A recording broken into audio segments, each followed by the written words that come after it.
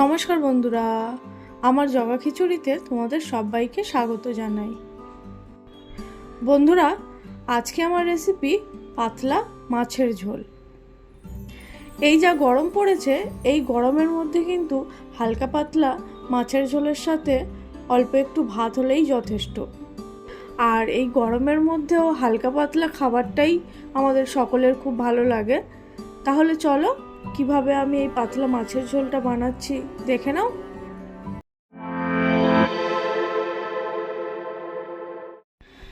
পাতলা মাছের ঝোলটা বানানোর জন্য এখানে দেখো 2-3টে মিডিয়াম সাইজের আলু টুকরো টুকরো করে কেটে নিয়েছি। তার সাথে নিয়েছি কিছুটা পটলগুলোকেও একইভাবে লম্বা লম্বা করে কেটে নিয়েছি। আর পটলের খোসাটা কিন্তু হালকা করে ছাড়ানো আছে। আর নিয়েছি একটা রাঙা আলু বা মিষ্টি আলু। এই রাঙা আলু বা মিষ্টি আলুটা যদি মাছের ঝোলের মধ্যে দেওয়া হয় তাহলে মাছের ঝোলের টেস্টটা আরও দ্বিগুণ হয়ে যায়। যাই হোক, এদিকে দেখো একটা প্লেটের মধ্যে নিয়েছি 4 টুকরো মাঝারি সাইজের রুই মাছ। মাছটাকে এখন হলুদ আর সামান্য পরিমাণ নুন দিয়ে মিশিয়ে রাখবো। মাছের মধ্যে তো নুন হলুদ মেশানো হয়ে গেছে, এটাকে সাইডে সরিয়ে রাখবো। এখন রান্নাটা করার জন্য গ্যাসে কড়াইটা চাপিয়ে দিয়েছি।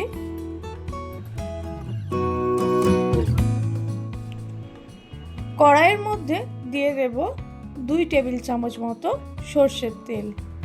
তেলটা গরম হলে কেটে রাখা পটলগুলোকে তেলের মধ্যে ছেড়ে দেব। প্রথমে কি করব, এই পটলটাকে হালকা করে ভেজে নেব। তো দেখো পটলটা কিন্তু হালকা করে ভাজা হয়ে গেছে, উঠিয়ে রাখবো। পটলগুলোকে উঠিয়ে রাখার পর আবারও কড়াইতে বেশ কিছুটা পরিমাণ সর্ষের তেল আমি দিয়ে দেব। তেলটা গরম হলে এবার এক এক করে মাছগুলোকে ভেজে নেব। মাছটাকেও কিন্তু খুব বেশি কড়া করে ভাজা যাবে না, হালকা করেই ভেজে নেব। তো বন্ধুরা, মাছটাকেও হালকা করে ভেজে নেওয়া হয়ে গেছে, উঠিয়ে রাখবো।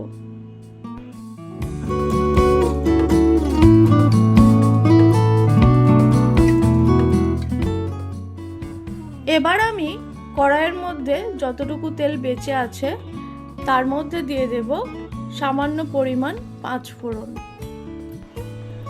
5 ফোড়নটা দেওয়ার পর টুকরো করে কেটে রাখা আলুগুলোকে তুলে দেব।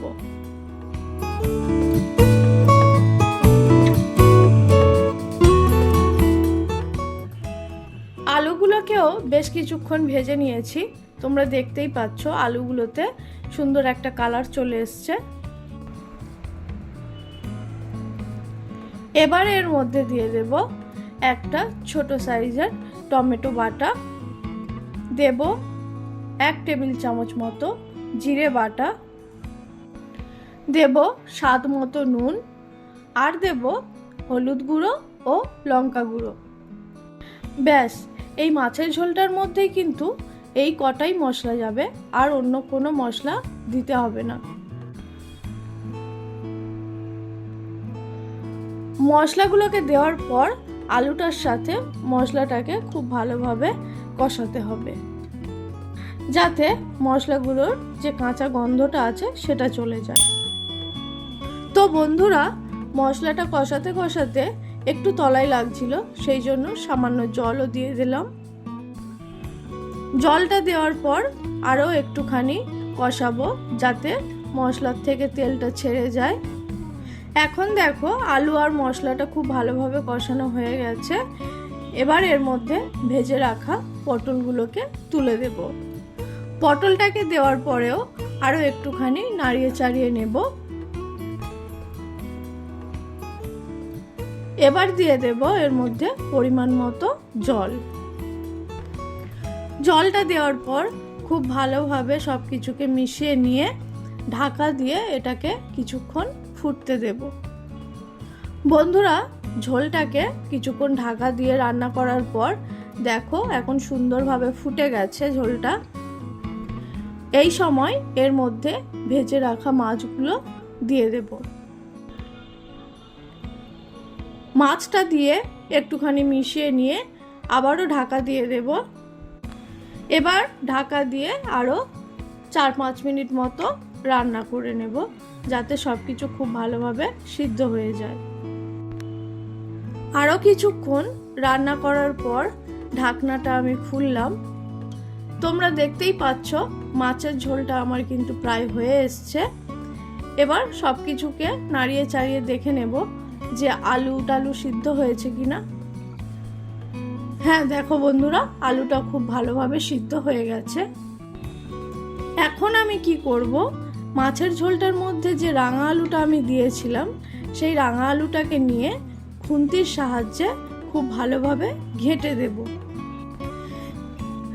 এই রাঙা আলুটাকে ঘেঁটে দিলে কি হবে বন্ধুরা, এক তো মাছের ঝোলের স্বাদটা খুবই দারুণ হবে, আর দ্বিতীয়ত একে তো খুবই কম মশলার রান্না, ঝোলটা খুবই পাতলা।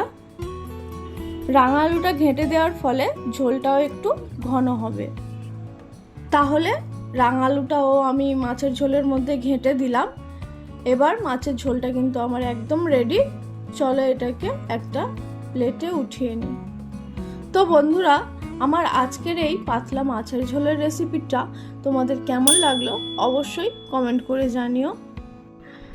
আর এই গরমের মধ্যে বাড়িতে অবশ্যই একবার আমার মতো করে এই মাছের ঝোলটা বানিয়ে দেখো, আশা করছি তোমাদের খুবই ভালো লাগবে। আর বন্ধুরা, আমার ভিডিওটা যদি তোমাদের ভালো লাগে তাহলে অবশ্যই একটা লাইক করে দিও ও আমার চ্যানেলটিকে সাবস্ক্রাইব করে দিও।